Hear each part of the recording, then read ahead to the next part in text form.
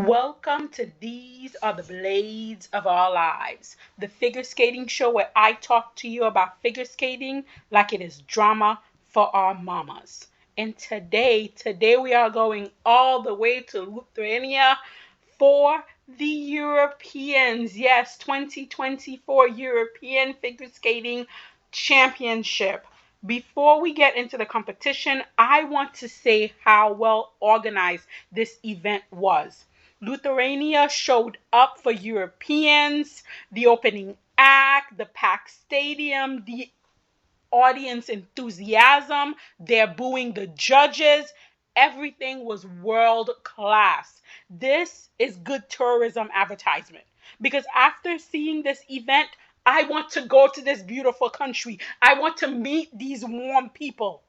I wish the judges and the International Skating Union, ISU, had the class to match this event. Unfortunately, that was too much to ask for. But let's get right into the skating, starting with the pairs. Out of all the competition outcomes, pairs was the one that hurt me the most. After watching the event in its entirety, starting from the short, my placement for the short program would have been Minerva Fabian Hayes and Nikita Volodin first, Rebecca Shaladi and Filippo Ambrosini second, Lucretia Burcardi and Matteo Garizzi third, Anastasia Meltonkina and Luca Barilova fourth. Luca and Anastasia should have been fourth after the short. Technically, they were the best team of that night. However, in terms of program, how? After watching Rebecca and Filippo give the performance of the night, they gave us everything you could ask for in a program. They did so well that when their scores came up, the audience felt like I felt and they booed the judges. That's how badly scored this competition was. How did the judges watch all of these programs back to back and went that Anastasia Meltonkina and Luca Barilova are the programs that we're going to put first in terms of components, in terms of skating skills, in terms of composition? How did they make that decision having watched all these programs back to back is beyond my understanding. And then we get to the free program. We get to the free program where Anastasia and Luca do not deliver the technical power that is their strength. And yet somehow the judges still found it in them to give them a silver medal. Again, for me, the podium should have been Lucretia Bakari and Matteo Garizzi first, Rebecca Shaladi and Filippo Ambrosini second, and Anastasia Meltonkina and Luca Barilova third. They should have at most walked away with the bronze medal. And they would have had they been put in fourth place in the short program where they should have been. Again, I don't know. Me and the judges, we cannot get along. We're not watching the same programs. We're not coming with the same conclusions. And I don't understand why. Unfortunately, some of the favorites for this competition, some of the pairs we thought were going to medal here or do much better, didn't fare as well as we expected. For instance, Minerva Fabian Hayes and Nikita Volodin, really beautiful in that short program. One of their best short program of the season. Unfortunately, when it came to the long, they just could not put it together. They just didn't have enough to pull it out and put it together. So they took themselves out of the podium running. And again, I think that's just nerve. They were so close to that medal, that European medal, that I think they psyched themselves out. And it's the same thing with Sarah Conti and Nicola Marcy. They just didn't have the mental fortitude in the short program to do what they've probably trained a million times and deliver it when it counted. They came back and they fought in the long program, but unfortunately the damage was already done in the short. And then, there is just only so much you can do when you've dig yourself in a hole in the short. It was also good to see Annika Hako and Robert Canal here. Again, they're coming back from injury. This is their first major competition. They pulled out of the Grand Prix final and they didn't compete at, the German national. This is their first competition. They weren't at 100%, but this was a stepping stone, and I hope to see them much better at, Worlds in a month time. All in all, I was not happy. I cannot say that I was happy with what happened in pairs. I was not happy. This is the problem with the sport. This is where the politics and the nonsense takes away from the effort that the skaters are putting on the ice, and it also diminishes the enjoyment that we as the fan have of this sport. I was not happy with pairs at all. Then we moved on to men, which was just an emotional roller coaster for me. It was heartbreaking. It was heartbreaking. So, and of course I'm talking about Kevin Amos. Not even so much that he didn't make it to the free program because of the short. What really is devastating for me with the situation of Kevin Amos is the lack of reaction, quite frankly. Kevin Amos, he's a very emotional, very outward kind of skater. And whether he does good, whether he does poorly, he is always very emotional, very, you know exactly what Kevin is feeling. And when he got off that ice, Kevin was calm. And that calmness, guys, scares me. Even in the kissing cry, when his coach went to touch his knee, he pulled away. And to me, those are not very Kevin like behavior. His lack of emotion, his calmness, and the kissing cry, it all, guys, I don't know. I don't know. I'm very scared.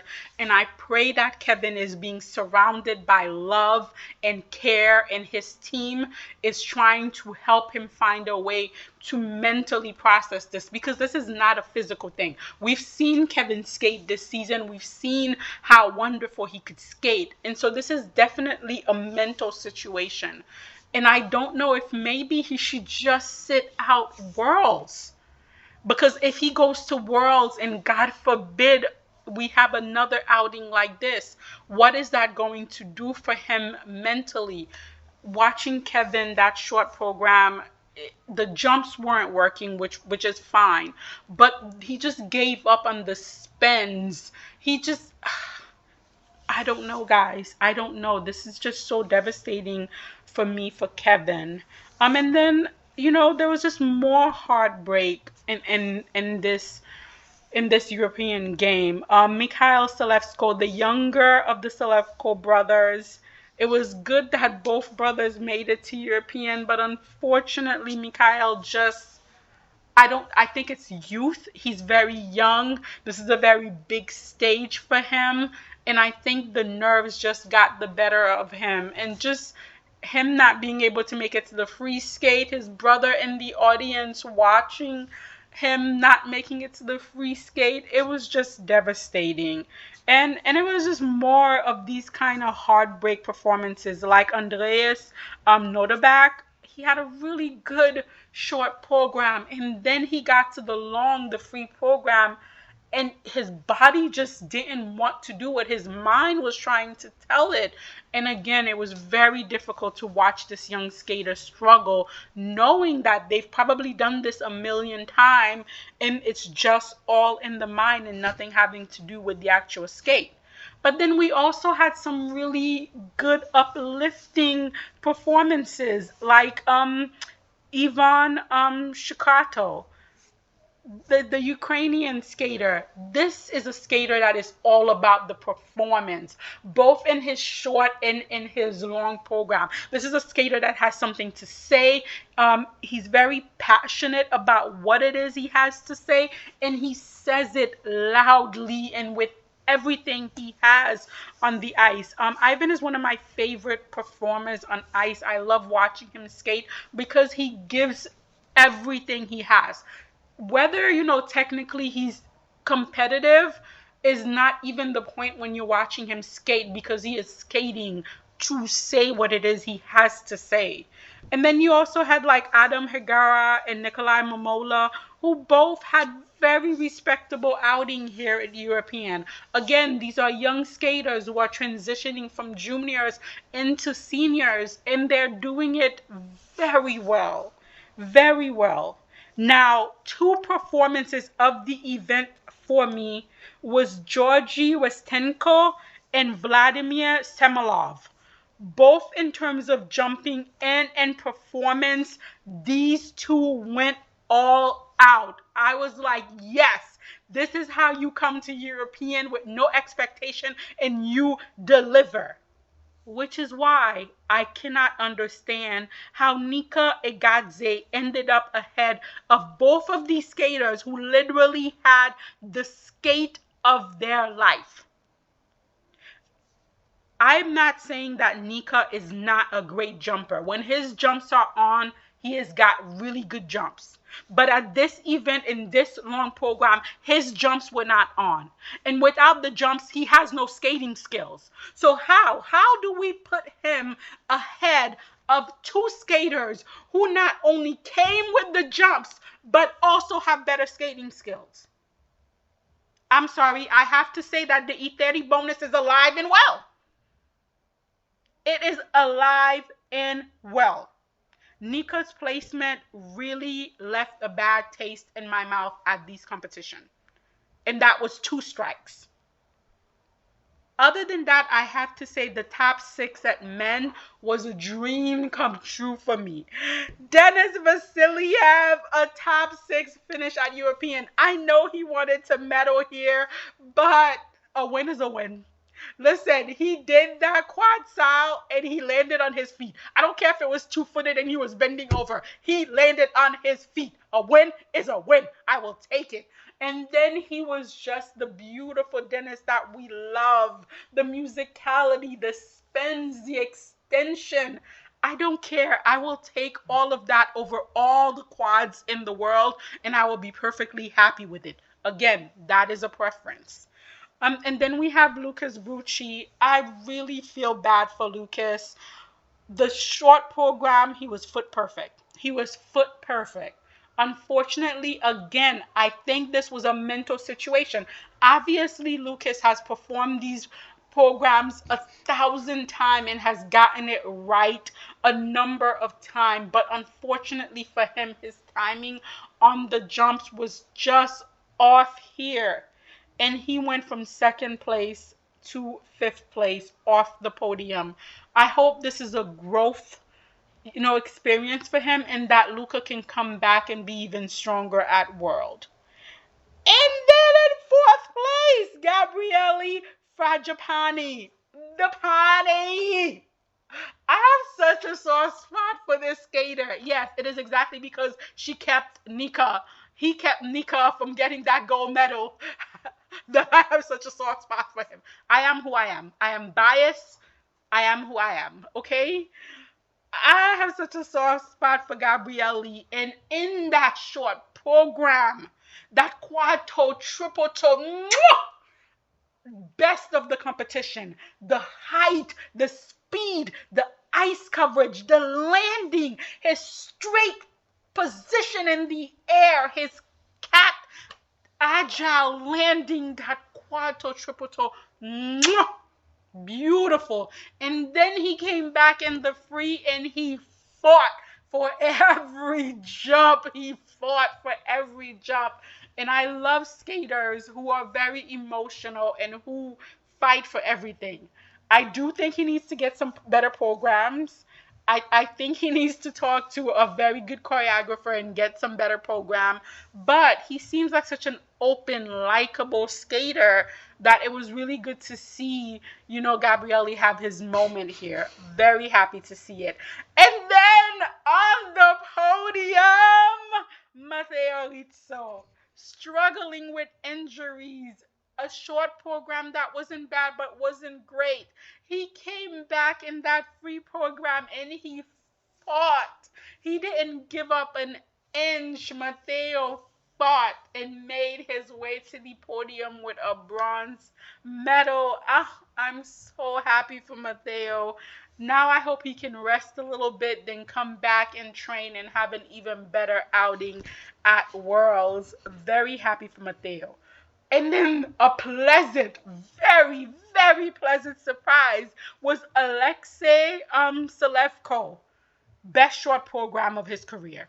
He did not put a foot wrong in that short program. He was here to get the job done, and he did it emphatically. Step sequence, spins, jumps. He left nothing on the table. He made sure he got everything. And then to make history for his country, for Estonia, by winning their first medal, and for it to be a silver medal, and especially with the devastation that happened to his younger brother not making the free program, for him to come and to win a medal here, and a silver medal.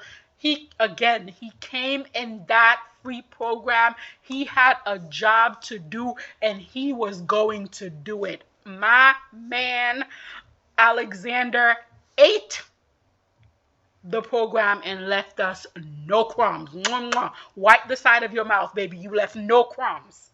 And then, of course, our winner here, the one, the only Mr. Adam Sion M5. This was not his best performance. This was not, either in the short or in the long, was Adam clean. But what Adam is gutsy and very French. Backflip for all of you judges. That is Adam to a T, and we love it. He brings the excitement. He brings the attitude. You guys know I already love both of his program.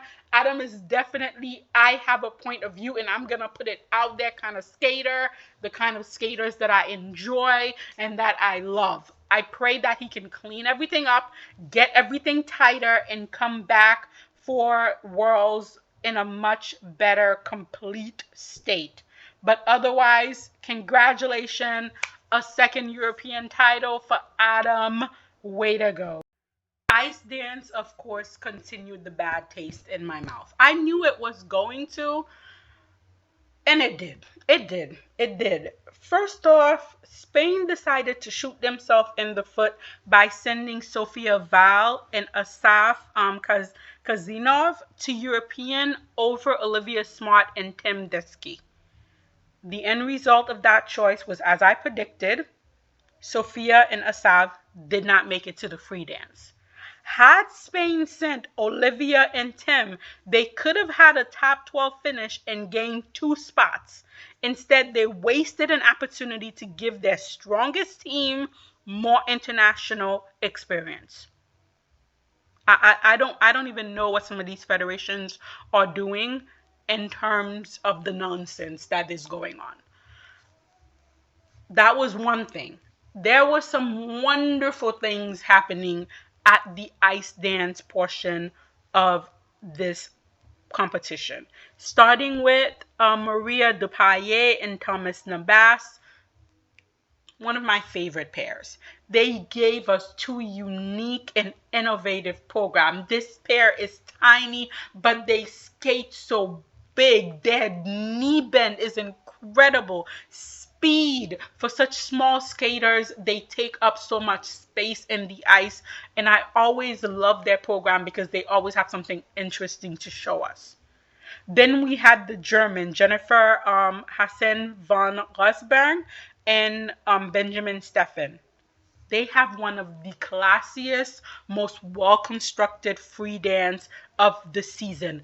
They were giving it all to us. They were in character, they were sultry, they were adult, they were sexy. Again, this was the best I've seen them perform that free dance all season. Then we had one of my favorite, a fan favorite, Yuka O'Hara and Juno Perenin. Two great, fun program all season. They've been giving us the energy. They've been giving us the fun here at 100%. They did not put a foot wrong. They were giving you character. Yuka was made for the stage. She is selling us the razzmatazz, jazz hand. She's here for it.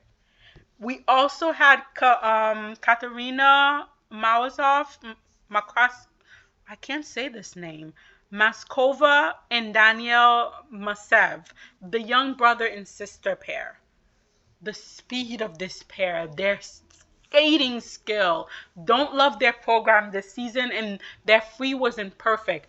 But this team has so much skating skill, so much speed, so much ice coverage that you know with the right packaging, this is a team for the future. Now, I have to ask the question, how can the judges watch these four groups skate, watch these skaters skate, and then decide that Diana Davis and Gleb Smolkin was almost 10 to 5 point better than them? Let's, even if we forgot about Diana and Gleb's unimaginative Michael Jackson rhythm dance, even if we forgot about that, the free dance is juniorish, garish, and tacky. At this point, it almost feels like the judges are treating the Georgian team as if they're the de facto Russian team.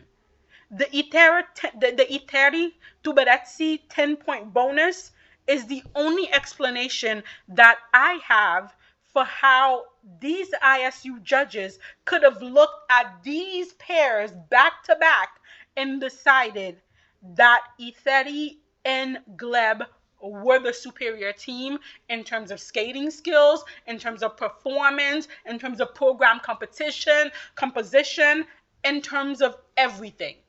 That's the only rationality I could think of. All I can say is at least we can now be grateful that the ISU showed some restraint and they only gave Diana and Gleb a top 8 finish and not give them a flat out medal. I honestly expected them to be on the podium at this event. I think the only thing that probably kept them off the podium is because the Lithuanians were skating at home. I know next year they're going to be on the podium, and I just have to learn to accept that. We also had one of my favorite pairs, Natalie Teshlova and Philippe Teschler. So strong, so powerful. Their rhythm dance, they just eat that rhythm dance up with their speed, with their power, with their performance. They are in it. Unfortunately, I'm not such a fan of their free dance. I really hope they can get 2 great programs next season and really show what they're fully capable of. I'm also very glad that this team was not sacrificed to the power of the 30-40%. They are too good for that. And to have seen them be put behind Diana and Gleb would have probably destroyed me. So I'm again, I guess I have to be grateful to the ISU for small favors. This probably won't last next season, but you got to take what you can get while you can get it. And then we had Julia Tequila and Mateus Velus. I'm not a fan of their rhythm dance, but love that free dance. It's so fluid. It's so smooth. It's like you're watching a moving picture. There's no break in it. It's just lovely to watch. So I was surprised to see that they were so low, especially since I feel like this was their best performance of the free dance this season. But I think they got like some kind of time violation or some kind of violation, and that put them a lot lower than was expected. And then I have to say the French did really well here. Is the placement of the French teams because Gabriela Papadakis and Guillaume Cizon are coming back? Is that why we're pushing the French to the top? I don't know. I'm just speculating. But Anyway, Lucia de Mugat and Theo Lee Mercier, a top five finish here. That is amazing. That is amazing.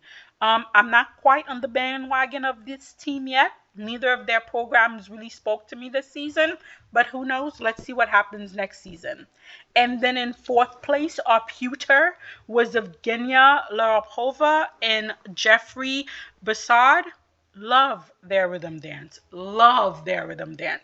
It's so unique and interesting, and they are 100% committed to the character, especially Evgenia. And I just love to see when skaters are invested into the character they are portraying.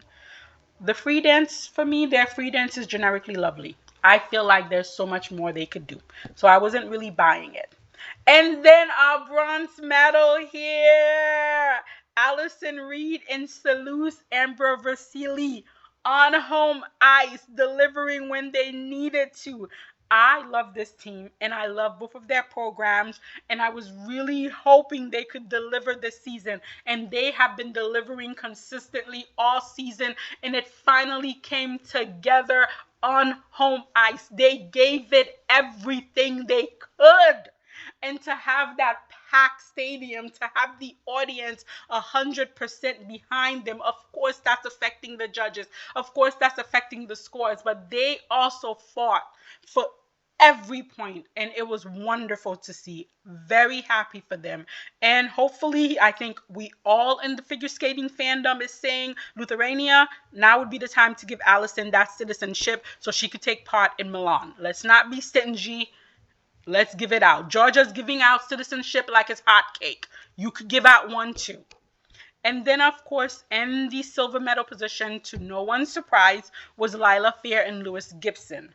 I don't think they have fully recovered from the Grand Prix. I think they went into the Grand Prix thinking that they could get a medal, and the result was less than their expectation. And I think they're still carrying that with them. And I think we saw that expectation at European. The energy and the crispness that we are used to seeing from them was just not there in either of their program. They look like they lost a little bit of confidence, if I'm to be honest. Don't get me wrong, these were not bad performances from them, not at all. It's just that we've seen them perform both of these programs at much higher energy level and much better. I hope they get back, they refresh, they reset, and they come back to World energized and ready to fight it out. And then the winner here, a well-deserved win, was Charlene Gennard and Marco Fabri. I have not always been a fan of this team. However, this season, they are giving everything. Every time Marco goes down into that leg slide in the rhythm dance, I can sense their dedication. Their free dance program, for me, is the best that they've had. Again, this was not the best outing for them in the free dance, but they did enough to get the job done.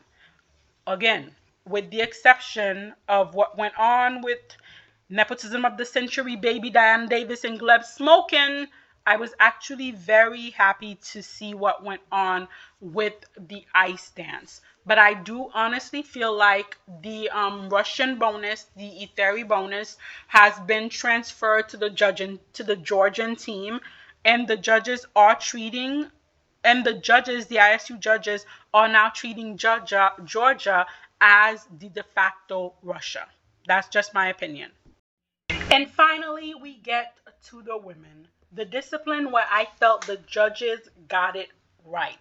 Even though I had some heartbreak in the women, I still felt like the judges got it right. Poor Ekaterina Kodakova. Oh, I can't believe she failed to make it to the free program on a time violation. I really feel like the judges were just being petty for no reason. A time violation. You guys were just cruel. You could have let Ekaterina in. Why'd you have to do her like that? Oh, poor Karakova. I really hope this doesn't, hurt her moral. It doesn't depress her. I really hope she comes back stronger. This angers her. This energize her. This makes her want to fight. And she comes back even stronger at Worlds. This was really, really sad to see. But even though poor Katakova could not make it to the free program, I saw some really good jumpers in this women's competition, and they made me really hopeful. Guys, I will be honest with you. I am thirsty for girthy women jumpers and figure skating. I am as thirsty as the Americans are for the return of the dominance of their women's program. We are both equally thirsty. And I saw some hope at this competition with some girthiness in the women's jumping. First of all, Nella Pelkonen. That triple combination in the short program, the height, the speed, the ice coverage, the girth. I was like, yes. Unfortunately, the long program kind of unraveled. The timing just wasn't there. She just couldn't land the jumps. But even in that long program, there were moments of brilliance, moments when she got the jumps right, and you were like, oh, there's something there. And then we also had like Alexandra Golovkina, nice, clean type of jumper. Needs to work on the whole package. Nice, clean type of jumper. Then we had Natalie Lengabar, another clean technique kind of jumper. Just easy landing, nice straight in the air, no hunching of the back, just beautiful technique. I mean, if they could get it all together and package it right, we may see the comeback of true jumps in women's skating, and I'm really looking forward to that. I was also really happy Josephine Talgergad. Such a performer, such a fan favorite, so close to a top 10 finish. She finished 11th here, but so close to a top 10 finish. We also had like Laura Naki Goodman within that top 10 finish. I love how interesting both of her programs are. Yes, she's not as technically competitive as others, but there is a point of view that I want to see. And she's capable of showing us that. So I'm a really big fan. Poor Olga Nikotina. Finally a top 10 finish, but a bit of a disappointment. The short program was so good. She was in 5th place, but the free was a struggle. Now the work is, can Olga have 2 clean programs at Worlds? I think that's what the team needs to focus on. Put this behind them, take the positive from it, and then move forward to see what can be done for Worlds. Kimi Rippon. Honestly, I had her on the podium. I definitely had her higher than where she ended up. But I feel like the fall in the short just kind of took her out of the game. While this may not be the placement that Kimmy was hoping for, I still think her growth happening 2 years out of the Olympic is a good thing. Now Kimmy has the time that she needs to get used to her new height, used to her new body, and the opportunity to regain her jumps. And she has a solid jump technique, so it's not something that's beyond her capability. I also had some skaters that I had not really been paying attention to this season who kind of surprised me, starting up with Serena Jews. A big surprise for me here. She's more of a jumper than a full package skater, but this is a very young skater and the potential is there. With the right program, the right choreographer, we could have a full package skater with good jump.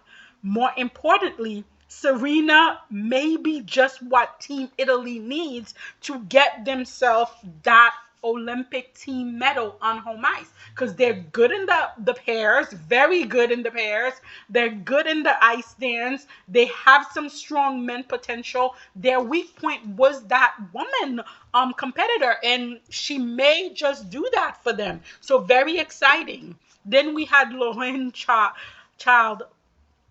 The jump technique is so out there that I don't know how she even lands on her feet.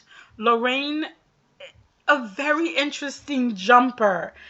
However, I feel like she's the kind of skater that needs other skaters to make mistakes in order for her to get on the podium. She's not a full package skater that's going to do it on her own effort. Other skaters would have to do poorly for her to get on the podium. But a very unique jump technique. One of the most pleasant surprises of this competition, a skater that I did not have on my radar at all, was Livia Kaiser. What a delightful skater, a nice full package skater. She's got nice jumps, good musicality. She's performative. She performs to the audience. There is a gentle strength about her skating that I find quite appealing. I hope Livia can write, like she can ride this momentum and then manage to do even better at World. Quite the pleasant outcome. And then our bronze medal, Nina Penzaroni, bronze for our little fighter. Honestly, this young skater has nerves of steel. Two clean programs, skating after two really good performances from her seniors with a medal on the line, skating last. Mental game is strong with this one. Jedi mindset. Unfortunately, the tech callers did not do her any favors. They were looking at Nina's jumps with a fine-toothed comb. I mean, that tech caller saw everything and called everything. I hope this is just fuel for Nina. I hope she takes this, she goes back, she works on those jumps, and then she comes back at World and she says what you got to say now. But still, a bronze medal at her second European, very, very nice showing. Anastasia Gubanova, the only judge in placement that I agree with at these games. This was the best that I have seen Anastasia all season. She gave everything and fought all the way, both in the free and in the short. Anastasia was listening to her music. She was giving us a facial performance. She knew the judges were not going to help her. And so she helped herself. She fought. Anastasia fought for every jump. She was clinging on to dear life for every rotation. She was trying to get every level and every spin. We saw the determination. We saw the fight. And I love to see that in skaters. And you know she's been showing the attitude and the kiss and cry. You know I love me a little spicy skater. She also felt like she thought she won this. She thought she had beaten Luna, and she was not quite that happy with the scores when they came out. Again, love the drama. Not the trauma, but the drama. And then finally, Luna Hendricks. Yes, she did it. A European champion. First, let me say, Luna walked out on the ice with a pair of pants and not the Dollar Tree DIY skirt special. And I had already given her the title. Yes, I am that shallow. I pray that Luna takes these pants to World, because if we have to go back to the Dollar Tree DIY skirt special, I'm ducking you immediate 5 points. Yes, I'm that shallow. Now, the skating, the jumps in the short program were beautiful. Not a foot set wrong. Technically, the long, a little more difficult. To be honest, there was some two-footed, there was some under rotation. However, in terms of performance, this was the most I have seen Luna enjoy that free program. Every beat of the program, Luna was selling it and I was buying it. Now, having said that, neither of her programs are my favorite. Luna is now European champion. And I pray that next season we do not see Luna in these Dollar Tree special outfit or the Diva Reject program. Luna is a wonderful skater and she deserves better vehicles to showcase how good she really is. She is now at that next level, at the European champion level, and she needs that kind of package that lets the world know Luna is a star. And I hope that's what we get next season. All in all, except for the Georgian affair, I really enjoyed European. It was clean, good skating. The stadium, the location, the audience in the stadium, the booing of the judges, the energy, everything was just wonderful at this event. This is what I like to see in skating.